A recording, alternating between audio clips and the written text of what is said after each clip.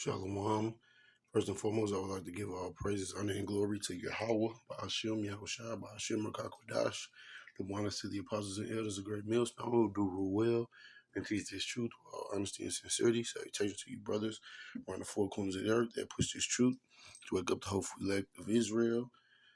Also, you Akim that are scattered among the heathen, looking like the heathen, but you are in fact of the stock of Israel, and you hold near and dear this truth and follow the laws, statutes, and commandments to the best of your abilities, wherever you may be scattered. To the few sincere Aquatim that listen and learn in silence, playing creation role as the Lord commanded you to, which is in all subjection, reverencing your husband. This is your brother Azar from Jim St. Louis, and we throughout the years, you've been hearing the apostles and elders on down with Great Millstone telling you that these elites operate in gradualism. You see, I'm gonna play this clip of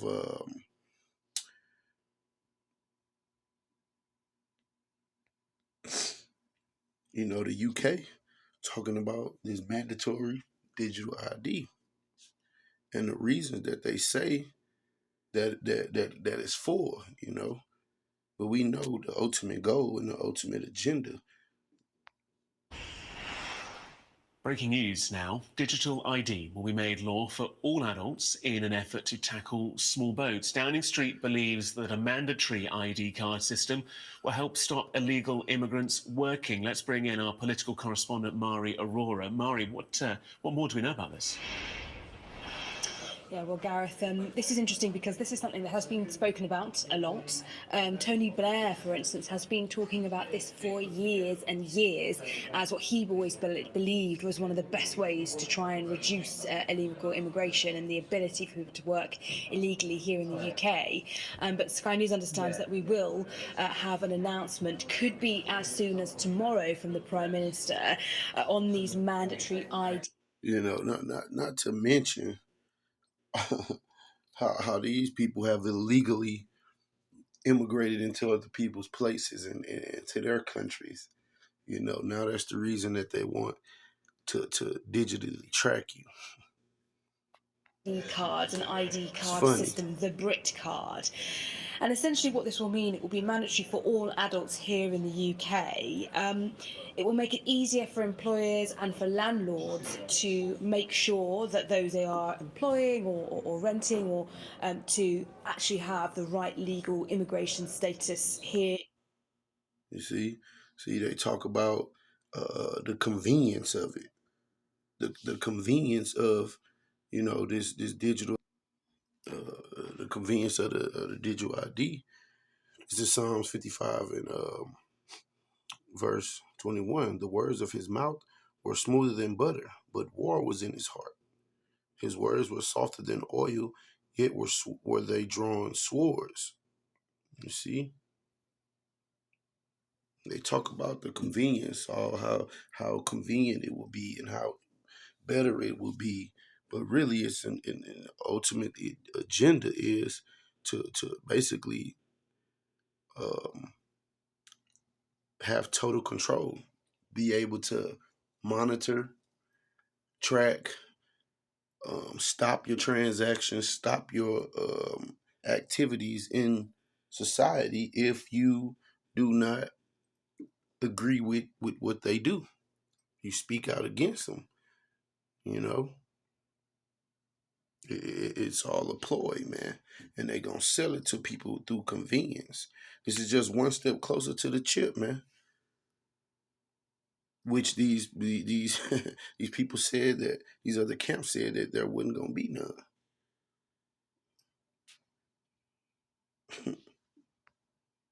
In the UK, they can do it using a smartphone app. It's also, according to the government, going to make it easier for people here in the UK to essentially prove their status or their ability to kind of qualify to be able to work here in the UK. And essentially, this is all about immigration. This is all about trying to tackle small boats crossings. No, it's We've not. had a lot of conversation about small boats and about other European countries, especially the French, who have been concerned with the kind of pull factors here in the UK in terms of being able to work in the black market, being able to work illegally here in the UK. We already know that France has an ID card system. They've had it for many, many years. And it's something that the UK has always resisted, partly because of questions around civil liberties and freedoms, but also because many governments in previous times said they didn't think it was the best approach. Now, clearly, Keir Starmer has been persuaded of the benefits of a digital ID card system and has been persuaded that this might have a significant impact on small boats crossings.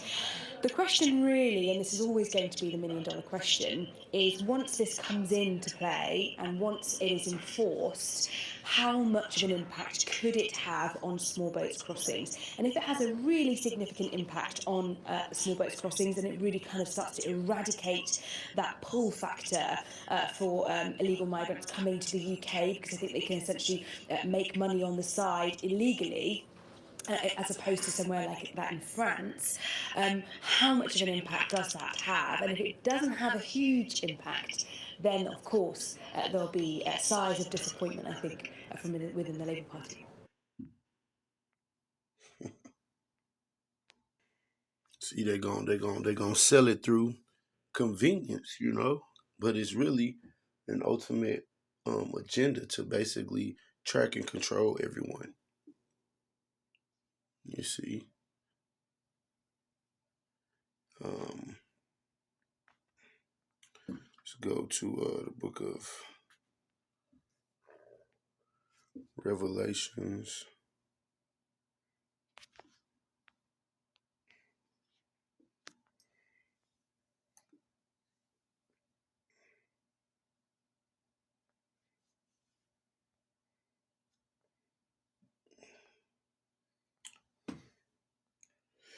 This is Revelation 13 and 16. And he causeth all, both small and great, rich and poor, free and bond, to receive a mark in their right hand or in their forehead, and that no man might buy or sell save he that had the mark or the name of the beast or the number of his name.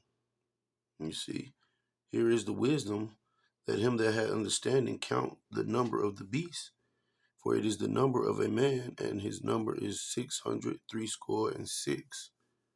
666. You know, that barcode. You know, you look at everything has a barcode on it, and that's what Esau Edom wants to have you people as a merchandise, man. He wants to track and control you. I remember the game Hitman came out, and the Hitman had like a barcode on the back of his neck, you know. But this it's happening, man. It's happening. China already has cities set up, you know, for the digital ID. It'll make its way here to America.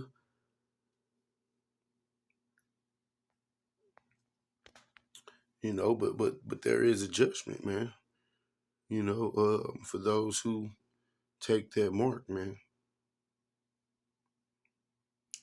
This is Revelations 14, and start at verse 8. And there followed another angel saying, Babylon is fallen, that great city, because she made all nations drink of the wine of the wrath of her fornication. You see, and you see this so-called democracy and the way of the West spread into these other countries, man, and defiling them with that Babylon juice, that wine, you know. And the third angel followed them, saying with a loud voice, if any man worship the beast and his image, and receive his mark in his forehead or in his hand, the same shall drink of the wine of the wrath of Yahweh, which is poured out without mixture into the cup of his indignation, and he shall be tormented with fire and brimstone in the presence of the holy angels and in the presence of the Lamb. See, there's a judgment, man. You're gonna get hit with those nukes, man. You gonna get hit with that that fire from the nukes. And while they trying to accomplish this, they're not going to be able to reach it fully.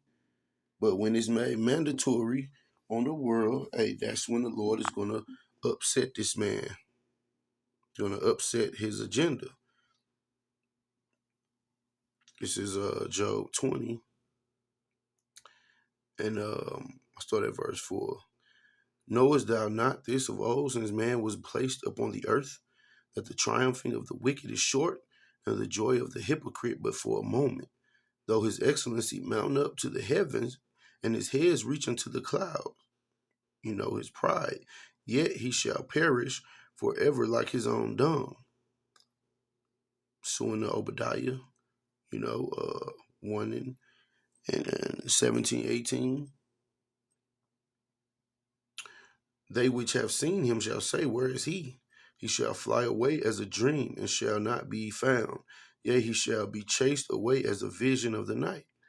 The eye also which saw him shall see him no more. Neither shall his place be any more behold him. His children shall seek to please the poor, and his hands shall restore their goods. His bones are full of the sins of his youth, which shall lie down with him in the dust. Esau Edom has not been judged, man. Since Cain, Esau, same. Though wickedness be sweet in his mouth, though he hide it under his tongue, though he spare it and forsake it not, but keep it still within his mouth. Yet his meat in his bowels is turned, it is the gall of ass within him. He hath swallowed down riches, and he shall vomit them up again, and Yahweh shall cast them out of his belly. He shall suck the poison of asp. The viper's tongue shall slay him. He shall not see the rivers, the floods, the brooks of honey and butter. That which he labored for shall he restore, and shall not swallow it down. According to his substance shall the restitution be.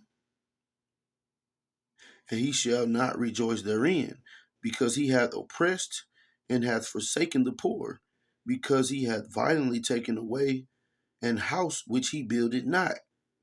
Surely he shall not feel quietness in his belly. He shall not save of that which he desired. There shall none of his meat be left. Therefore shall no man look for his goods. This is the point. In the fullness of his sufficiency, while they're trying to accomplish this global domination, he shall be in straits. Every hand of the wicked shall come upon him. And that word wicked here, because it's talking about the wicked, Esau, Edom, the hand of the wicked. Let's see. Go to the in the linear, Amal, laborer, sufferer, wretched one.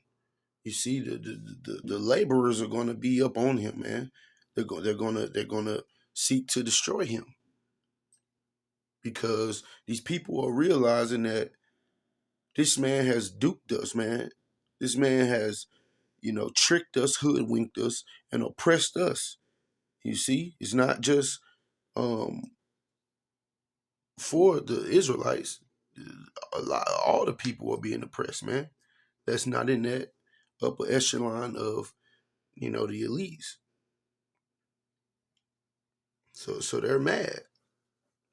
When he is about to fill his belly, Yahweh shall cast the fury of his wrath upon him, and shall rain it upon him while he is eating. And you had a video of this Jake and this I guess she could have been a heathen, Northern Kingdom. They were eating at a restaurant, and while they was eating, the guy put the fork up to his mouth, and the car just crashed into the building. That's how the Lord is going to crash Esau's party, man. That's how the Lord is going to crash, Esau's agenda. He's going to crash the party. And Yahweh shall cast the fury of his wrath upon him and rain it upon him while he is eating. He shall flee from the iron weapon, and the bow of steel shall strike him through. You see, it is drawn and cometh out of the body, yea, the glittering sword cometh out of his gall. Terrors are upon him. Those missiles, man, are gonna be shot.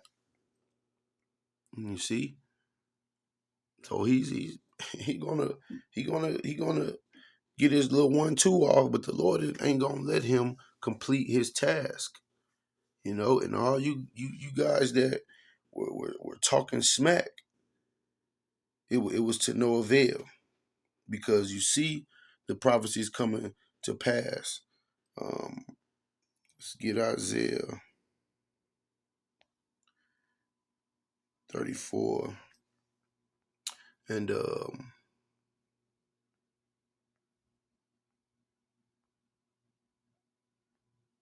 16, and it reads, "Seek ye out of the book of the Lord and read. No one of these shall fail, none shall want her mate, for my mouth it hath commanded, and his spirit it hath gathered them." See, these prophecies are not going to fail. They're going to come to pass. And all you false prophets, man, you're going to be dealt with. This is Jeremiah 14 and 13. Then said I, Lord Yahweh, behold, the prophets say unto them, Ye shall not see the sword, neither shall ye have famine, but I will give you assured peace in this place. Then the Lord said unto me, The prophets prophesy lies in my name. I sent them not, neither have I commanded them, neither spake unto them. They prophesy unto you a false vision, and divination, and a thing of naught, and the deceit of their heart.